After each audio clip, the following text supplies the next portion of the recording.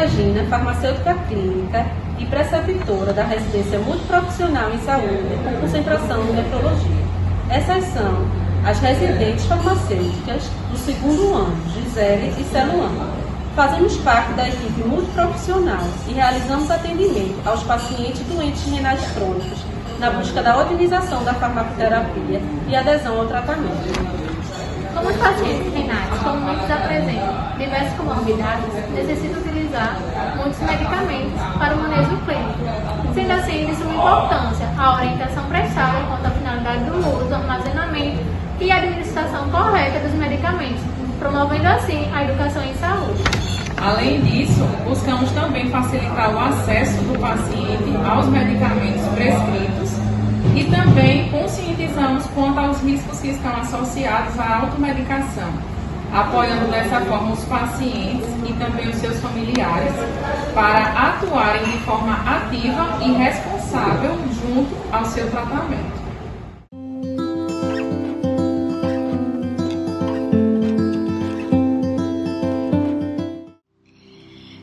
Quais as alternativas de substituição renal para quem tem doença renal crônica avançada?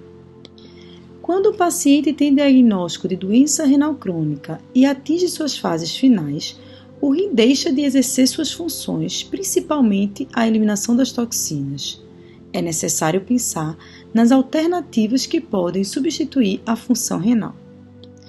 Uma das mais conhecidas é a hemodiálise.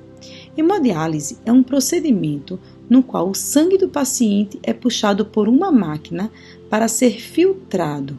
As toxinas acumuladas são retiradas e, posteriormente, o sangue retorna para o paciente. Este procedimento deve ser realizado em clínicas especializadas ou em hospitais, e o tempo e dias necessários para que o paciente permaneça no procedimento é definido pelo médico nefrologista. Uma segunda forma de diálise é a diálise peritoneal. Peritônio é uma membrana que reveste toda a nossa cavidade abdominal. Neste procedimento, é necessário o implante de um catéter na barriga, o catéter peritoneal. Através desse catéter, se coloca uma solução líquida que puxa as toxinas do paciente e, posteriormente, esse líquido sujo é trocado por um novo líquido limpo. A quantidade de trocas dessas bolsas de solução e o tempo que permanece na cavidade do paciente também é definido pelo médico nefrologista. O paciente realiza todo o procedimento em sua própria casa manualmente ou através de uma máquina após um treinamento em serviço especializado. Mensalmente, deve comparecer em consultas médicas para avaliar a eficiência de sua diálise. A terceira forma de substituição de função renal é o transplante de rim. Esta modalidade necessita de uma avaliação prévia do paciente para que se torne apto a receber um órgão transplantado. O transplante pode vir de um doador vivo ou doador falecido após diagnóstico de morte encefálica e com autorização de seus familiares. O transplante renal é um procedimento seguro, onde se coloca o rim na parte inferior da barriga, ligando-o à bexiga. Não é necessário retirar os rins que não funcionam mais. Após o procedimento, é necessário tomar remédios para evitar rejeição enquanto o rim funcionar. É importante salientar que o transplante renal é um tratamento de substituição de função renal e não deve durar a vida toda. Perdendo-se esta função, o paciente tem a opção de iniciar hemodiálise, diálise peritoneal, ou ser submetido novamente a um transplante de rim.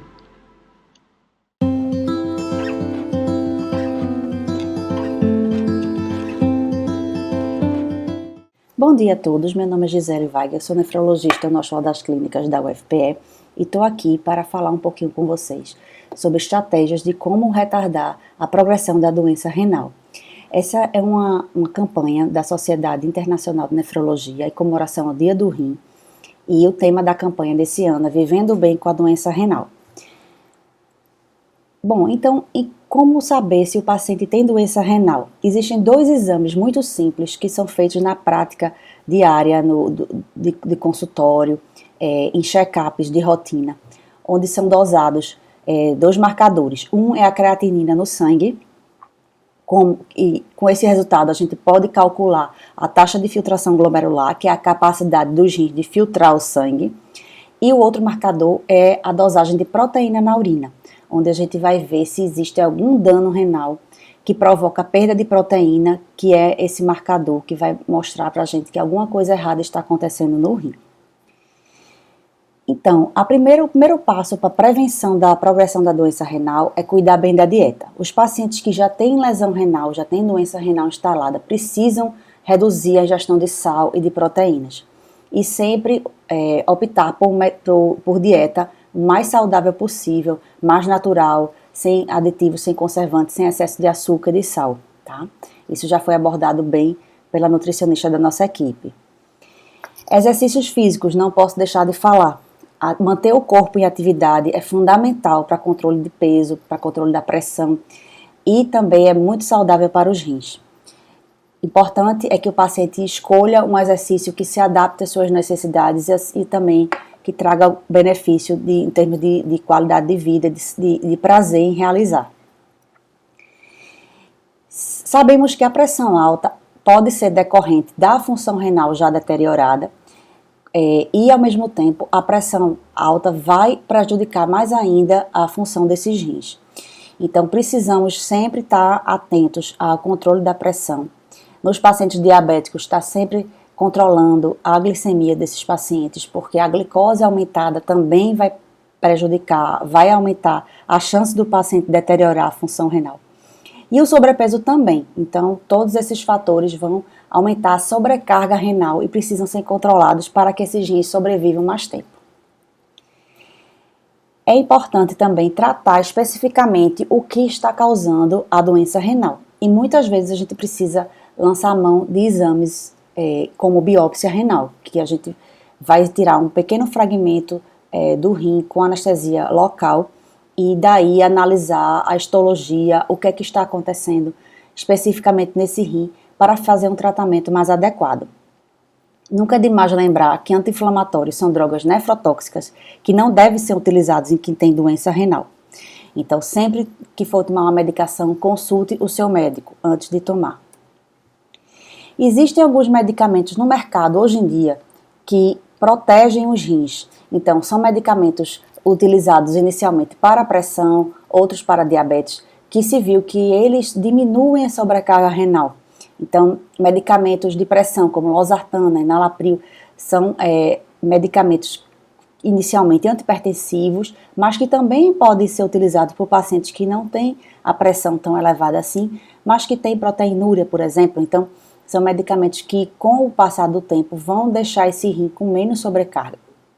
Outra classe de medicamentos são os remédios utilizados para eliminar a glicose na urina. São medicamentos recém-lançados e que se viu que eles têm um benefício a longo prazo, tanto cardíaco como renal, na redução da sobrecarga em relação a esses órgãos. Então, são medicamentos que eles vão agir a nível de hemodinâmica glomerular. Eles vão diminuir a sobrecarga na pressão de filtração desse sangue dentro do glomérulo, tanto reduzindo a entrada como reduzindo ou como aumentando a saída desse sangue.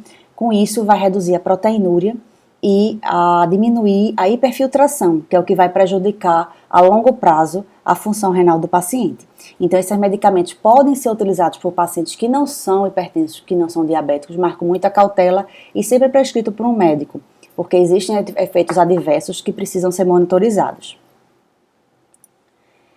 Bom, e para aqueles pacientes que não podem tomar esses remédios, já estão numa fase mais avançada, existem outras alternativas e os cetoácidos estão aí para tentar retardar a ida do paciente à diálise.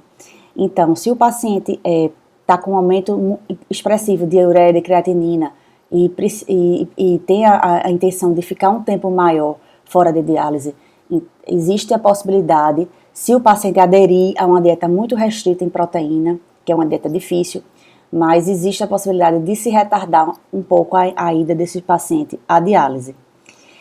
Porém, não custa lembrar que todas as medicações devem ser prescritas por médico e acompanhadas pelo assistente, tá?